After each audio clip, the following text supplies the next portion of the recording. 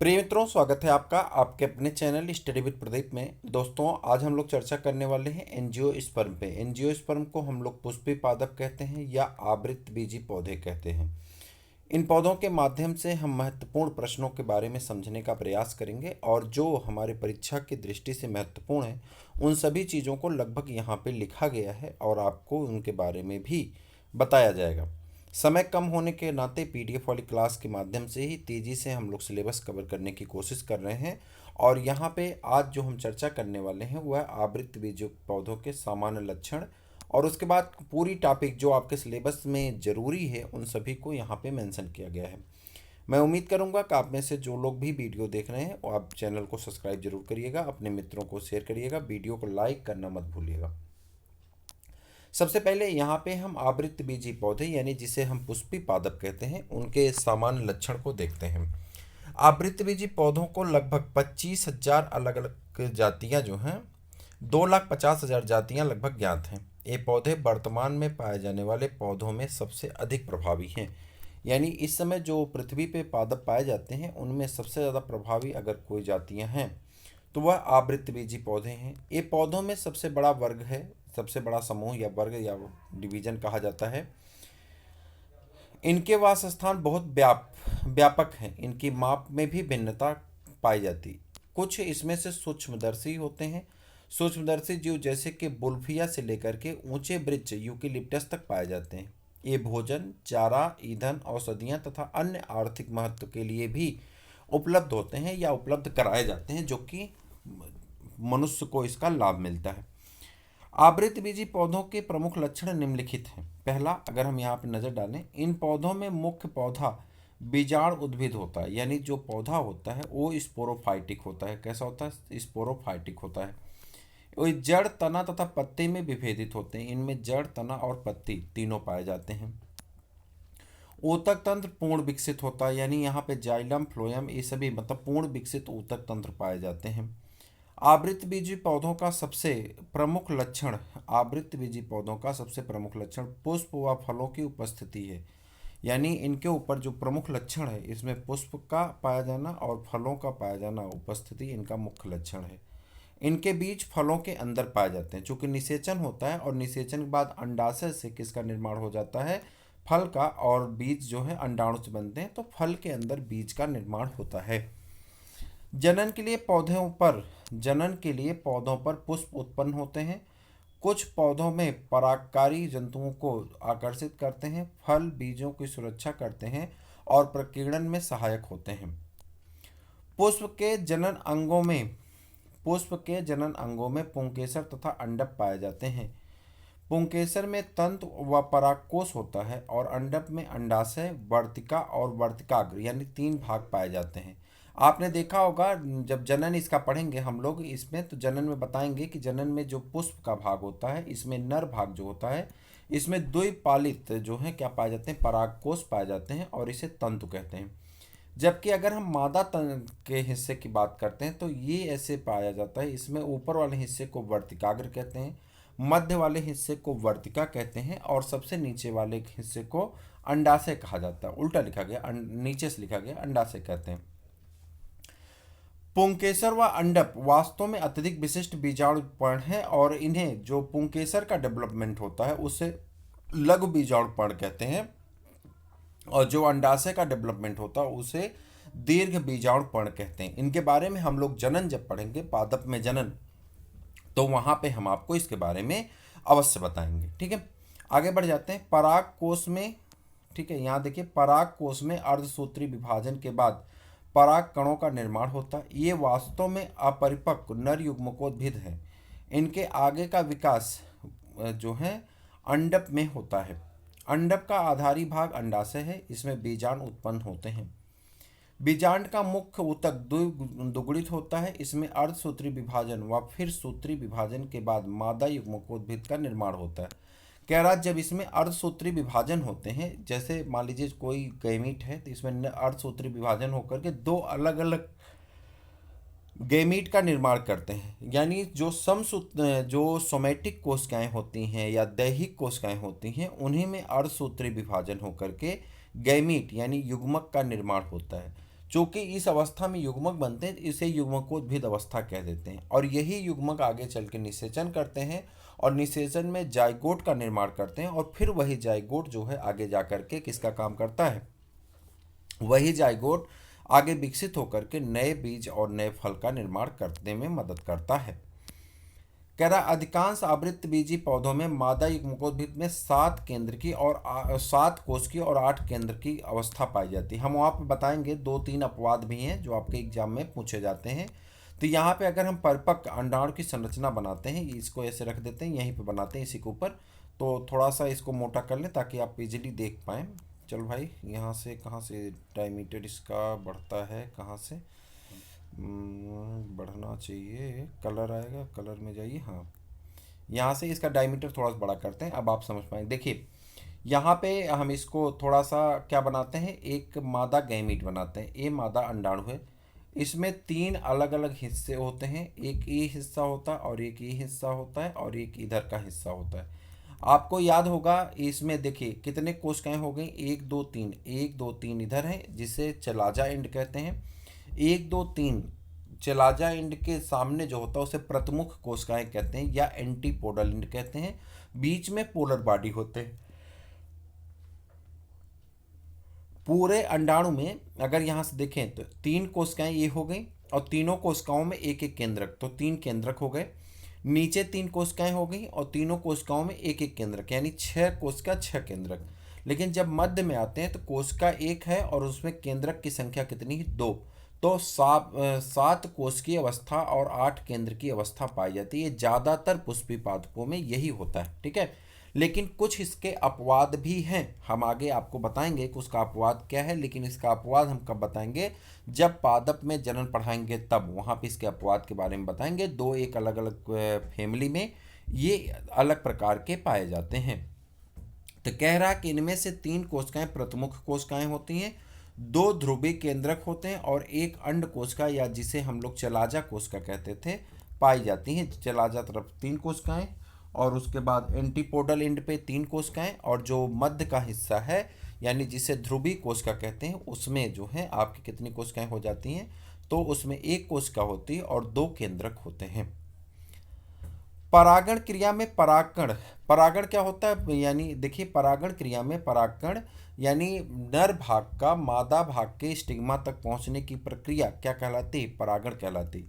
आपको बता दें कि पादप में दोनों गैमीट यानी नर और मादा दोनों गैमीट क्या होते हैं, अचल होते हैं। अतः इन्हें एक माध्यम से दूसरे माध्यम पे यानी एक पौधे से दूसरे पौधे में जाने के लिए किन्हीं माध्यमों की आवश्यकता होती है।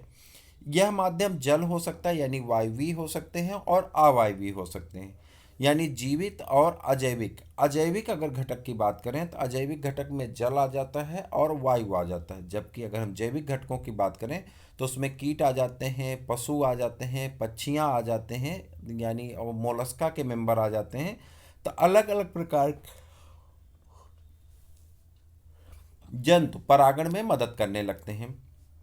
अब ये परागण होने के बाद ये पराग नलिका का निर्माण करता है और पराग नलिका जाकर के निषेचन की प्रक्रिया को पूरा करेगा। लेकिन पादप में दोहरा निषेचन पाया जाता है, द्वि निषेचन कहते हैं या दोहरा निषेचन कहते हैं, यानी एक निषेचन तो होता है उसके बाद भी एक निषेचन होता है, यानी 2 निषेचन की घटना होती हैं। और दोहरे निषेचन का जो परिणाम होता है वो PEN बनता है, जिसे हम लोग प्राइमरी इंडोस्पर्म न्यूक्लियस कहते हैं। हिंदी में से कहा जाता है प्राथमिक भ्रूणपोष यानी प्राथमिक भ्रूणपोष केंद्रक, और इस प्राथमिक भ्रूणपोष केंद्रक का निर्माण होता है। तो देखिए यहाँ आप दे रहा है कि आवृत्त बीजी पौधों में जीवन चक्र में द्वि निषेचन का होना विशेषता है। इस क्रिया में नर युग्मक अंड कोशिका से संयुक्त होकर युग्मनज बनाता है। ये तो घटना ठीक है, जब ये अंड कोशिका से मिलेगा तो युग्मनज बनाएगा यानी ये जाइगोट बन गया, इन सिनगैमी की प्रक्रिया पूरी हो गई या निषेचन की प्रक्रिया पूरी हो गई।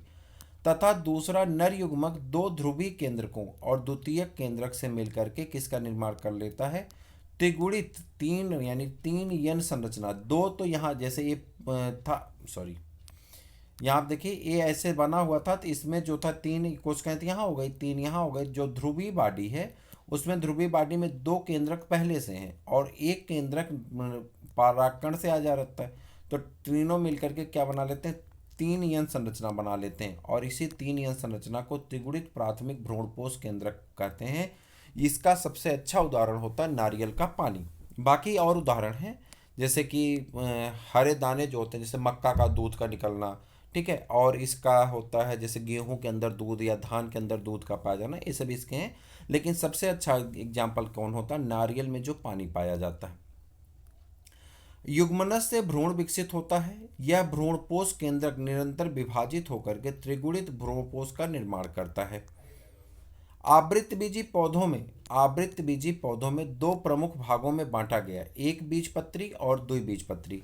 ऐसे पादप जिसके बीजपत्र यानी बीज में एक बीजपत्र पाए जाते हैं उन्हें एक बीजपत्री कहते हैं, और जिनके बीज में दो बीजपत्र पाए जाते हैं उन्हें द्विबीजपत्री कहते हैं। यानी अगर बीज के ऊपर की जो झिल्ली होती है जिसे सीड कोट कहते हैं या बीज आवरण कहते हैं, अगर बीज आवरण को अलग कर दिया जाए तो उसके अंदर से अगर दो दाल निकलती है तो उसे द्विकाटिलिडनी यानी द्विबीजपत्री, और अगर एक ही दाल निकलती है यानी दाल तो निकलेगी नहीं, उसके अंदर से आटा निकलता है या कुछ पदार्थ ऐसे निकलते हैं तो उसे क्या कहते हैं? एक बीजपत्री कहते हैं। इनके लक्षण एक बीजपत्री और द्विबीजपत्री के नीचे दिए गए। सबसे पहले नजर डालते हैं एक बीजपत्री पौधे के भ्रूण पे। इसका जो भ्रूण है यानी बीज है वो कैसा होता है? उसमें एक बीजपत्र होता है और द्विबीजपत्री वाले में द्विबीजपत्र होते हैं। पत्तियां इसकी समांतर सिरा विन्यास। कभी देखिए पत्तियां ऐसे पाई जाती हैं, इसका एक अपवाद है, प्रश्न पूछा जाता है, हम आपको बताएंगे आगे, सब आएगा। तो जब यहाँ पे पत्ती और तने का विकास पढ़ेंगे तो वहाँ पे हम आपको बताएंगे। अगला चैप्टर आपका मार्फोलॉजी का ही है जो आपका सैटरडे को अपलोड होगा। कल हम लोग इसका प्रैक्टिस पेपर करेंगे और सैटरडे नहीं फ्राइडे को morphology of flowering plant upload होगा। फिर उसके बाद संडे को ही मान चलिए केनाटॉमी या फ्लावरिंग प्लांट, उसके बाद फिजियोलॉजी स्टार्ट हो जाएगी, फिजियोलॉजी के सभी चैप्टर। और उससे पहले हम कोशिका जेनेटिक्स ये सभी चीज़ें हम आपको करवा दे रहे हैं। यानी बचेगी इकोलॉजी। 30 तारीख तक इकोलॉजी का भी पीडीएफ आपको भेज भी दिया जाएगा और वो भी हो जाएगा। कहने का अर्थ है कि चैप्टर आपके बहुत तेज़ी के साथ आगे की दिशा में बढ़ रहे हैं। हमारा पूरा प्रयास है कि हम 30 तारीख तक इसे कंप्लीट कर सकें। इंग्लिश का प्रैक्टिस पेपर आपका चलाया जा रहा है, वहीं पे दूसरी तरफ आपके हिंदी का भी प्रैक्टिस पेपर आपका कराया जा रहा है, लेकिन वो माध्यमिक के लिए कराया जा रहा है। उच्च माध्यमिक के लिए हिंदी का प्रैक्टिस पेपर टॉपिक वाइज आपका कराया जाएगा, ठीक है। अब आते हैं यहाँ पे, तो ऐसे बीज ऐसे पत्तियों को ऐसे पत्तियाँ आपको बांस में, दूब में, गेहूं में, धान में देखने को मिल जाएंगी। ऐसी पत्तियों को हम लोग कहते हैं समांतर सिरा विन्यास। समांतर रेखाएं किसे कहते हैं? जब दो रेखाएं एक साथ आगे की दिशा में बढ़ती हैं लेकिन वह कभी मिलती नहीं है, ऐसी रेखाओं को समांतर कहते हैं, समांतर रेखाएं कहते हैं। चूंकि यह पत्ती में सिरा विन्यास बनाने का काम करती हैं इसलिए इसे समांतर सिरा विन्यास कह देते हैं। वहीं पे एक पत्ती आपको इस तरह से देखने को मिलती होगी, थोड़ा सा गलत डिजाइन बन गई, लेकिन ऐसे हम आपको जो समझाना चाह रहे हैं आप समझ जाएंगे। अमरूद की पत्ती मान लीजिए, तो इन पत्तियों में से ऐसे देखिए जालियां निकली होती हैं, बहुत सारी इसमें से शाखाएं बन जाती हैं, जैसे पीपल में, आम में, अमरूद में। तो ऐसे पत्तियों को कहते हैं जालिकावत सिरा विन्यास। इसमें पहले एक मिडवेन जो होती है, मध्य सिरा जाती ही है। मध्य सिराओं से जो सिराएं निकलती हैं वे सिराएं भी पतली पतली सिराओं में बदल जाती हैं, और जो सिराएं बनती हैं उन्हीं को हम लोग क्या कहते हैं? जालिकावत सिरा विन्यास कहते हैं। अगर हम जड़ों की बात करें तो जड़ें एक बीजपत्री पौधों की कैसे होती हैं? रेशेदार जड़ तंत्र पाए जाते हैं, यानी बीज अंकुरण के बाद या पादप के किसी हिस्से से बहुत से रेशे बना लेते हैं, इसलिए उसे रेशेदार जड़ तंत्र कहते हैं। जबकि जो क्या कहते हैं, रेडकिल से, बीज के रेडकिल से, जिसे आप हिंदी में कहेंगे रेडकिल को मूलाभास कहते हैं, नहीं मूलाभास नहीं कहें, रेडकिल को रेडकिल ही कहिए। तो रेडकिल से जब बीज अंकुरित होता है और वह आगे चल के प्राथमिक और द्वितीयक शाखाओं में बढ़ता है तो उसे हम लोग क्या कहते हैं? मुसला जड़ तंत्र कहते हैं। तने की अगर बात करते हैं, संवहन मंडल बिखरे हुए होते हैं। तना देखिए इनका ऐसे खोखला होता है जैसे मटर का है, लेकिन कई ऐसे डाइकाटिलिडनस प्लांट भी होते हैं जिसका खोखला होता है, जैसे मटर का तना खोखला होता है। तो कह रहा है इनके तने खोखले होते हैं और वास्कुलर बंडल स्कैटर्ड होते हैं, यानी एक जगह स्थिर नहीं रहते हैं, बिखरे रहते हैं। जबकि इसमें संवहन मंडल वलय के रूप में पाए जाते हैं, यानी रिंग बनाते हैं और वलय रिंग के रूप में व्यवस्थित होते हैं। अगर वृद्धि की बात करें तो इसमें केवल प्राथमिक वृद्धि होती है। प्राथमिक वृद्धि इसीलिए होती है क्योंकि इसमें जाइलम फ्लोएम दूर दूर होते हैं, स्कैटर्ड होते हैं, इसीलिए द्वितीयक वृद्धि नहीं पाई जाती। लेकिन जो द्विबीजपत्री होते हैं उसमें द्वितीयक वृद्धि पाई जाती है और सेकेंडरी जाइलम तथा सेकेंडरी फ्लोएम बनते हैं। और इस सेकेंडरी जाइलम और सेकेंडरी फ्लोएम लकड़ी का निर्माण करते हैं और द्वितीयक वृद्धि करते हैं। पुष्पी भाग प्रायः 2, 3 और 5 अथवा इनके गुणन में होते हैं, प्रायः 4 और 5 अथवा इनके गुणन में पाए जाते हैं। एक बीजपत्री पौधे प्रायः साकी होते हैं। ज़्यादातर पौधे कैसे होते हैं? साकी होते हैं। साकी पौधे उन पौधों को कहते हैं जिनमें लकड़ी का निर्माण नहीं होता है। और वहीं पे द्विबीजपत्री पौधे साकी भी हो सकते हैं, जैसे कि मटर है, ठीक है, साकी में आ जाएगा। और द्विबीजपत्री में जैसे कि आपका मटर हो गया, और सरसों को ही ले लीजिए, नहीं सरसों तो झाड़ी में आता है। तो ये साकी भी होते हैं और कैसे होते हैं? काष्ठी, कुछ में लकड़ियां बनती हैं, यानी झाड़ियों के जैसे होते हैं। उदाहरण तौर पर देखिए तो इसमें गेहूं आ जाएगा, चावल आ जाएगा, केला आ जाएगा, ये सभी एक बीजपत्री हैं। जबकि द्विबीजपत्री में जाएंगे चना, मटर, सूरजमुखी, आम, ये सभी क्या होते हैं? द्विबीजपत्री पौधों के अंतर्गत आते हैं। ये पौधे के कुछ भाग दिए गए हैं, पार्ट्स ऑफ प्लांट, पौधे के पार्ट हैं। इसमें अगर ध्यान से देखें तो ये देखिए इसका रूट सिस्टम है, ये और शूट सिस्टम, दो सिस्टम पाए जाते हैं, रूट सिस्टम और शूट सिस्टम। अगर हम रूट सिस्टम की बात करें तो यहाँ पे रूट देखिए, रूट का मुख्य काम है absorption of water and mineral, यानी मिनरल और वाटर का एब्जॉर्प्शन करना। खनिज, लवण और पानी का एब्जॉर्प्शन करता है। Stem support the plant, stem क्या करता है? पौधे को सहारा देता है। Fruit protect the seed, fruit का काम क्या है? फल के अंदर जो बीज होता है उसकी सुरक्षा करता है। Leaf perform the photosynthesis, leaf का काम क्या होता है? ये फोटोसिंथेसिस का काम करता है। और flower help in the reproduction, और फ्लावर किसका काम करते हैं? रिप्रोडक्शन में मदद करते हैं। यहाँ पे एक लाइफ साइकिल दी गई है और इस लाइफ साइकिल के अंतर्गत यहाँ पे देखिए एक पौधा है, इस पौधे के अंदर नर भाग और मादा भाग दोनों पाए जाते हैं, ठीक है। यहाँ से इसके नर भाग को अगर ध्यान से देखें तो इसको हम थोड़ा जूम कर देते हैं, जूम करके आपको दिखाते हैं। यहाँ पर अगर देखें नर भाग, नर भाग के दोनों हिस्से, नीचे वाले हिस्से को फिलामेंट कहते हैं, ये पूरा पुष्प है। और इस पुष्प का ये जो निचला हिस्सा है जिसे हम लोग डंठल कहते हैं, पेडकिल कहलाता है। उसके बाद ऊपर चल करके फ्लोरल एक्सिस शुरू हो जाती है जहाँ से फ्लोवर बनते हैं। तो इस फ्लोरल पार्ट में पेरिनाथ है, पेरिनाथ क्या कहते हैं? पेटल और कोरोला के हिस्से को दोनों को एक साथ मिला करके क्या कहा जाता है? पेरिनाथ। तो कह रहा है कि इसमें मेल भाग जो है वो यहाँ आ गया, ये फिलामेंट है और फिलामेंट के ऊपर एंथर होता है। एंथर में पाए जाते हैं मेरिस्टेमेटिक टिश्यू, जहाँ पे पाया जाता है इस माइक्रोस्पोर मदर सेल। और यह माइक्रोस्पोर मदर सेल विकसित होकर के क्या बनाती है? माइक्रोस्पोर टेट्राड का निर्माण कर लेती है। जो माइक्रोस्पोर टेट्राड होते हैं इसमें दो तरह की कोशिकाएं बन जाती हैं, एक ट्यूब सेल बन जाती है और एक जर्मिनल सेल बन जाती है या जनरेटिव सेल बन जाती है। यही दोनों सेल मिलकर के अभी काम करेंगे। दो प्रकार की कोशिकाएं होती हैं, जनरेटिव सेल और ट्यूब सेल। इसे माइक्रोगैमेटोफाइट कहते हैं। उसके बाद आगे बढ़ते हैं तो यहाँ पे जब ये पहुँचेगा तो ये जर्मिनेशन की क्षमता रखता है, पॉलन ट्यूब बनाता है।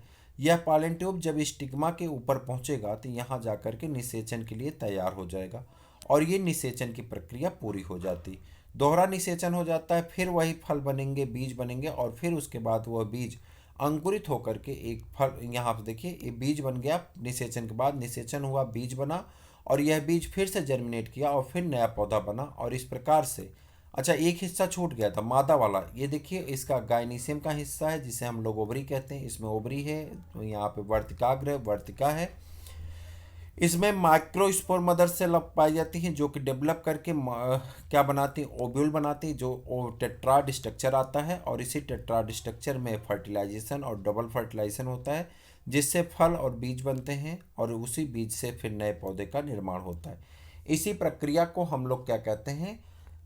जीवन चक्र कहते हैं, यानी जो चक्र जहाँ से शुरू होता है वहीं जाकर के समाप्त हो जाता है।